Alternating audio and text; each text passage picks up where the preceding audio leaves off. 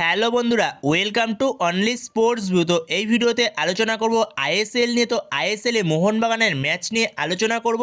তো আগামী 14ই মার্চ সন্ধ্যে 7:30 থেকে ম্যাচ রয়েছে বেঙ্গালুরু এফসি ভার্সেস মোহনবাগান। তো সেই ম্যাচটা নিয়েই এই ভিডিওতে আলোচনা করব। তো সেই ম্যাচে দুই দলের লাইন আপস কেমন হতে পারে, এছাড়া দুই দলের শক্তি দুর্বলতা, এছাড়াও দুটো দল বর্তমান সময়ে কীরকম ফুটবল খেলছে, এছাড়াও দুটো দলের মধ্যে কোন দলের এই ম্যাচটা জেতার সম্ভাবনা বেশি, তো সেই সব বিষয়গুলো নিয়ে এই ভিডিওতে আলোচনা করব। তো ভিডিওটি সবাই শেষ পর্যন্ত দেখতে থাকো, আর চ্যানেলে নতুন হয়ে থাকলে চ্যানেলটি সাবস্ক্রাইব করে পাশে থাকা বেল আইকনটি অন করে পাশে থেকো। তো আগামী 14ই মার্চ সন্ধ্যে 7:30 থেকে কান্তিরাবাস স্টেডিয়ামে বেঙ্গালুরু এফসি ভার্সেস মোহনবাগান মুখোমুখি হচ্ছে। মোহনবাগানের এটা প্রথম অ্যাওয়ে ম্যাচ এই মরশুমে, যেখানে মোহনবাগান ফার্স্ট টাইম এই মরশুমে অ্যাওয়ে ম্যাচ খেলতে যাচ্ছে। এর আগে যে 4টে ম্যাচ মোহনবাগান খেলেছে, 4টে ম্যাচই মোহনবাগান খেলেছিল হোম ম্যাচ যুবভারতী ক্রীড়াঙ্গনে। তো ফার্স্ট টাইম এই মরশুমে অ্যাওয়ে ম্যাচ খেলতে যাচ্ছে। তো অবভিয়াসলি ম্যাচটা একটু হলেও মোহনবাগানের জন্য টাফ হবে। অবভিয়াসলি সবসময় অ্যাওয়ে ম্যাচ একটু হলেও টাফ হয়, সে যত ভালো টিম হোক না কেন। তো সবসময় অ্যাওয়ে ম্যাচ একটু ডিফিকাল্ট হয়। তো সেখানে আইএসএল এর মঞ্চে মোহনবাগান বনাম বেঙ্গালুরু এফসি যদি রেকর্ড আমরা দেখি, তো মোহনবাগান বেঙ্গালুরু এফসি মোট 10বার মুখোমুখি হয়েছে। 10বার মুখোমুখি হওয়াতে 8বার জিতেছে মোহনবাগান, 2বার জিতেছে বেঙ্গালুরু, আর 2বার ড্র হয়েছে তাদের মধ্যে।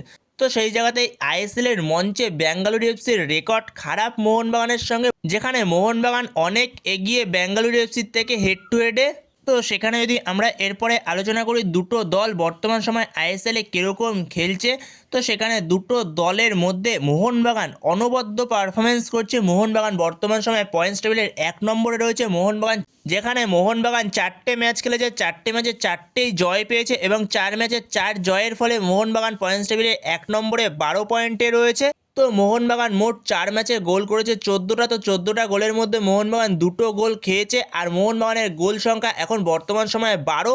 আর উল্টো দিকে বেঙ্গালুরু এফসি, তারা বর্তমান সময়ে ম্যাচ খেলেছে 4টে। তো 4টে ম্যাচের মধ্যে বেঙ্গালুরু এফসি 2টো ম্যাচ জিতেছে, একটা ড্র করেছে এবং একটা ম্যাচ হেরেছে। তো বেঙ্গালুরু এফসি বর্তমান সময়ে পয়েন্ট হলো 7। তো বেঙ্গালুরু এফসি মোট গোল করেছে 5টা। তো 5টা গোলের মধ্যে বেঙ্গালুরু এফসি 4টে গোল খেয়েছে, আর বেঙ্গালুরু এফসি বর্তমান সময়ে গোল রয়েছে একটা। তো সেই জায়গা থেকে দেখতে গেলে মোহনবাগান অবভিয়াসলি বেঙ্গালুরু এফসির থেকে অনেক এগিয়ে, বেঙ্গালুরু এফসির থেকে অনেক স্ট্রং টিম মোহনবাগানের, যেখানে মোহনবাগান টিমটার কাছে 6জন বিদেশি রয়েছে, আর উল্টো দিকে বেঙ্গালুরু এফসির টিমটার কাছে মাত্র একজনই বিদেশি রয়েছে।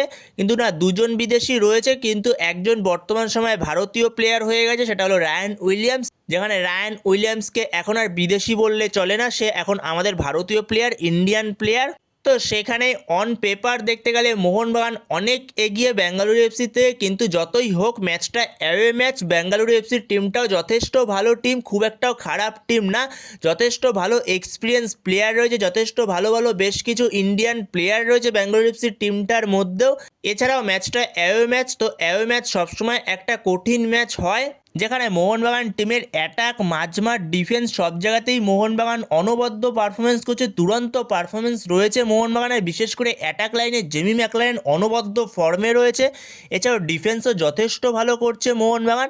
আর উল্টো দিকে যদি বেঙ্গালুরু এফসির শক্তি দুর্বলতার ব্যাপারে আলোচনা করি, তো বেঙ্গালুরু এফসিরও অ্যাটাক ভালো, যেখানে অ্যাটাকে সুনীল ছেত্রীর মতো প্লেয়ার রয়েছে, রায়ান উইলিয়ামস রয়েছে, এছাড়াও আশিক কুইনানের মতো প্লেয়ার রয়েছে ইন্ডিয়ানদের মধ্যে, এছাড়াও ফানায়ের মতো প্লেয়ার রয়েছে। তো যথেষ্ট ভালো অ্যাটাক রয়েছে, কিন্তু বেঙ্গালুরু এফসির ডিফেন্সটা কিছুটা নড়বড়ে। তো বেঙ্গালুরু এফসির ডিফেন্সটা নিয়েই কিছুটা চিন্তিত থাকবে বেঙ্গালুরু এফসি।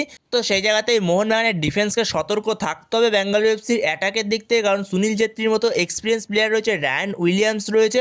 তো সেই জায়গাতে অবশ্যই সতর্ক থাকতে হবে মোহনবাগানের ডিফেন্সকে। তো সেখানে যদি দুই দলের লাইন আপস নিয়ে আমরা এরপরে আলোচনা করি, তো সেখানে যদি সবার প্রথমে বেঙ্গালুরু এফসির লাইন আপস নিয়ে আলোচনা করি, তো সেই জায়গাতে বেঙ্গালুরু এফসির কোচ সে 4-4-2 ফরমেশনে যেতে পারে, যেখানে বেঙ্গালুরু এফসির গোল পোস্টে স্টার্ট করবে অবভিয়াসলি গুরপ্রীত সিং সান্ধু। এরপর 4জন ডিফেন্সের মধ্যে লেফট ব্যাক স্টার্ট করবে Roshan Singh, right back start করবে রাহুল ভেকে, আর 2জন মেন সেন্টার ব্যাক হবে, একজন চিংলেনসানা সিং, আরেকজন হলো নিখিল পূজারি। তো এটা হলো বেঙ্গালুরু এফসির ডিফেন্স লাইন হতে চলেছে। এরপরে মাঝমাঠে 2জন স্টার্ট করবে, একজন বিদেশি, সে হলো ব্রায়ান সানচেস, এবং ব্রায়ান সানচেসের পাশে স্টার্ট করবে ফানাই। আর দুদিকের উইং থেকে লেফট মিডফিল্ড দিকে স্টার্ট করবে আশিক কুনিয়ান, রাইট মিডফিল্ড দিকে স্টার্ট করবে সেক্ষেত্রে রায়ান উইলিয়ামস, আর ওপরে 2জন স্ট্রাইকার হতে চলেছে, একজন সুনীল ছেত্রী, আরেকজন হলো শিবা শক্তি। তো এটা হতে চলেছে বেঙ্গালুরু এফসি লাইন আপস এই মোহনবাগানের বিরুদ্ধে। এরপরে মোহনবাগানের কোচ সার্জিও লোবেরা সে কিরকম লাইন আপস নিয়ে যেতে পারে অ্যাওয়ে ম্যাচে বেঙ্গালুরু এফসির বিরুদ্ধে। তো সেখানে সার্জিও লোবেরা সে 4-2-3-1 ফরমেশন, তার চেনা ফরমেশনেই সে যাবে, যেখানে গোল পোস্টে স্টার্ট করবে মোহনবাগানের হয়ে বিশাল কাইত।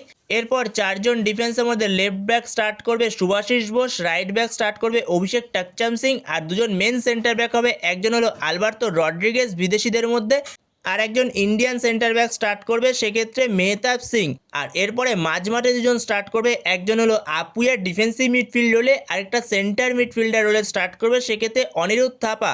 আর দুদিকের উইং থেকে লেফট উইং থেকে স্টার্ট করবে সেক্ষেত্রে লিস্টান কোলাসো, আর রাইট উইং থেকে সেক্ষেত্রে স্টার্ট করতে পারে জেসন কামিন্স। আর as a attacking midfielder number 10 রোলে সেক্ষেত্রে স্টার্ট করবে দিমিত্রি পেত্রাতোস অবভিয়াসলি, আর ওপরে একজন স্ট্রাইকার হতে চলেছে জেমি ম্যাকলারেন। তো মোহনবাগানের জন্য এরকমই লাইন আপস হতে চলেছে বেঙ্গালুরু এফসির বিরুদ্ধে। তো এই লাইন আপস নিয়ে নামবে সার্জিও লোবেরা বেঙ্গালুরু এফসির বিরুদ্ধে। তো তোমাদের এ বিষয়ে কি মতামত অবশ্যই কমেন্ট বক্সে জানিও। তোমাদের মতে কি সার্জিও লোবেরা অন্যরকম কোনো রকম লাইন আপস নিয়ে কি নামতে পারে এই ম্যাচে? তো সেই বিষয়ে যদি তোমাদের কোনো মতামত থেকে থাকে তো সেটা অবশ্যই কমেন্ট বক্সে জানিও। তো এই ভিডিওতে এই পর্যন্তই। তো এই ভিডিওতে এই আপডেটগুলো নিয়ে আলোচনা করার ছিল। তো ভিডিওটি ভালো লাগলে অবশ্যই লাইক শেয়ার সাবস্ক্রাইব করতে ভুলো না। তো নেক্সট ভিডিওতে দেখা হচ্ছে, ততক্ষণের জন্য বাই বাই।